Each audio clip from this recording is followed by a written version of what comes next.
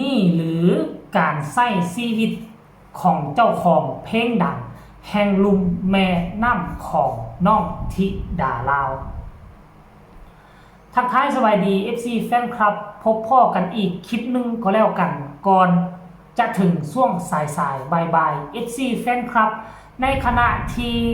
ทั้งทีมงานเบาภูศรีวิไลและก็ทางวัดทางวากำลังค้นเขี้ยวกันกระจั่นจ้อ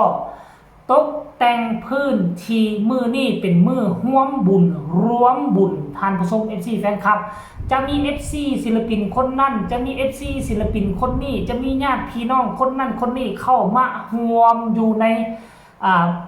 เขาเอิ้นมันก็บ้านสวนคาเฟ่ของภูศรีวิไลท่านผู้ชม FC แฟนคลับในขณะที่หลายคนก็ต่างทำภาระหน้าที่ของตนเองไปเนาะน้องธิดาลาวก็ได้แสดงให้บรรดาพ่อแม่ได้เห็นว่าการที่เป็นเจ้าของเพลงดังการที่เป็นคนที่มีกระแสบ่ได้หมายความว่าการใช้ชีวิตของน้องธิดาลาวจะเปลี่ยนแปลงไปจากแต่ก่อนตอนยังอยู่ลาวน้องกระทำแบบใดปัจจุบันนี้น้องก็ยังกระทำแบบนั้นซึ่งมันแสดงออกให้เห็นในคลิปนี้แหละท่านผู้ชม FC แฟนคลับค่อยไปค้นพบค่อยไปค้นเห็นคลิปสั้นๆคลิปหนึ่งซึ่งเป็นคลิปน่าจะเป็นแม่ของน้องไอนั่นเองเป็นผู้ทายในช่วงขณะที่ไอกำลังนั่งล้างถ้วยล้างจานอยู่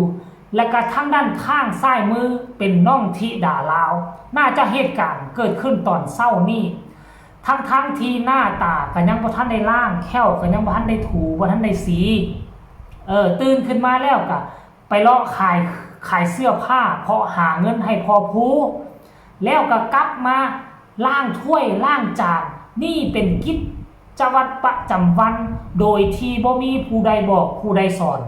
แม้กระทั่งยายรุ่นก็ยังเอ่ยปากบอกว่าหลานแท้ๆของตนเองยังเฮ็ดบ่ได้ดีซ้ำน้องธิดาลาวแต่น้องธิดาลาวเป็นเด็กสาวบ้านจากฝั่งลาว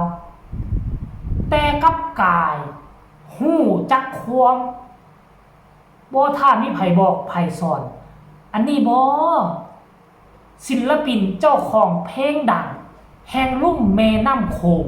การใช้ชีวิตสมถะติดดินให้ทุกคนไปชมคลิปนี้ก่อนแล้วจึงมาพ้อกันในช่วงต่อไป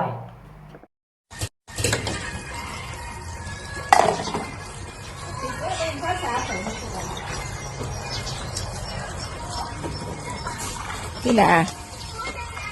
เตรียมล้างถ้วยงานกฐินบ่ธิดาสองสาวพี่ไอ้กับน้องล้างถ้วยเตรียมงานกฐินมื้ออื่นมื้อนี้มื้อโฮมเนาะมื้ออื่นมื้อทอดเนาะ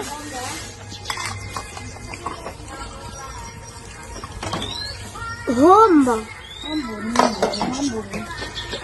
ยืนตรงมือบุญมันมีโฮมตุ่ม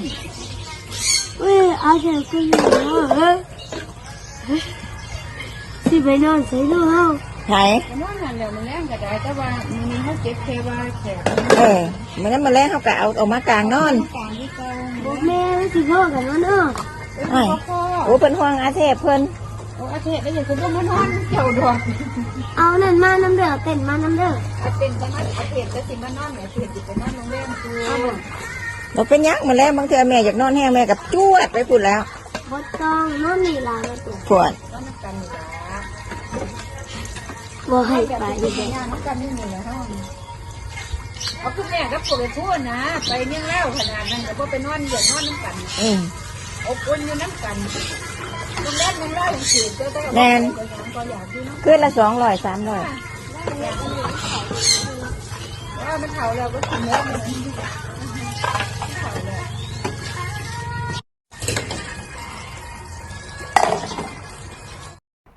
นี่แหละทุกทางคนส่วนใหญ่น่ะประมาณ 80% มีชื่อเสียงท่าโด่งท่าดังมีกระแสก็จะเปลี่ยนการใช้ชีวิตไปโดยบังเอิญโดยที่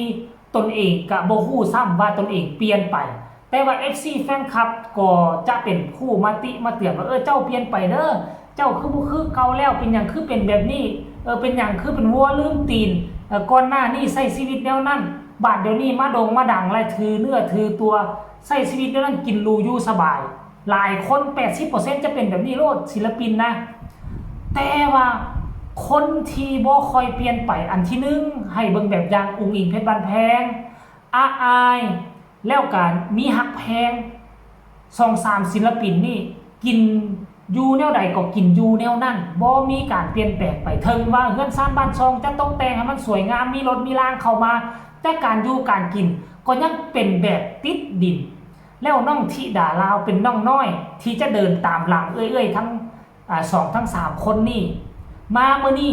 เฮาก็จะได้ฮู้ได้เห็นว่านิสัยใจคอ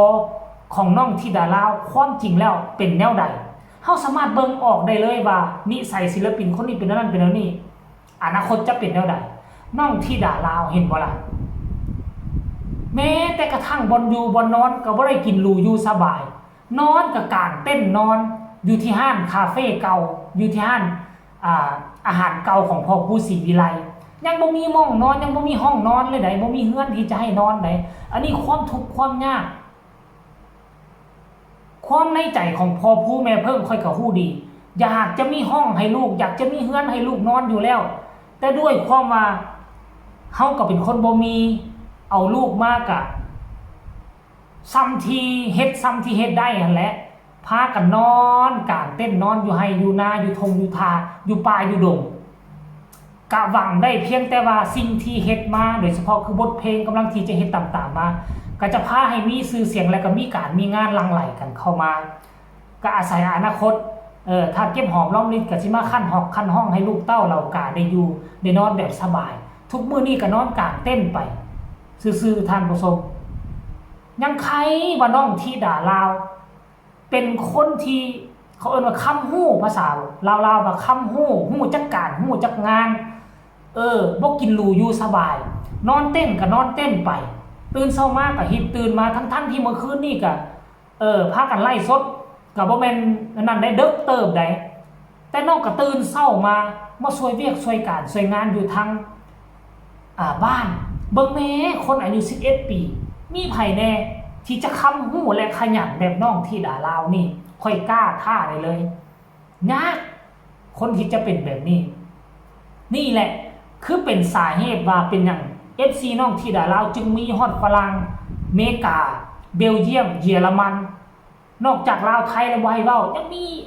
FC แดนไกลคือนี่แหละคือสาเหตุให้เขาเจ้าฮักเขาเจ้าหอมน้องธิดาลาวนั่นเองท่านผู้ชมเนาะเอาคลิปนี้ก็นำเสนอเพียงแต่ซ้ำนี้ก็แล้วกันใครเห็นแล้วอยากตำหนิติชมทั้งน้องธิดาลาวหรืออยากแนะนำเจบอลาวในการกระทำคลิปก็สามารถส่งข่าวมาใต้คอมเมนต์ฝากพี่ฝากน้องกดไลค์กดแชร์พักดันสนับสนุนช่องเจบอลาวเน่ให้ผู้ที่ตามสูงขึ้นให้ยอดวิวมันหลายกว่านี้เน่เพราะเจบอลาวจะได้มีกำลังจิตกำลังใจทำงานเฮ็ดคลิปต่อไปก็แล้วกันสำหรับคลิปนี้ขอกล่าวคำว่าสบายดี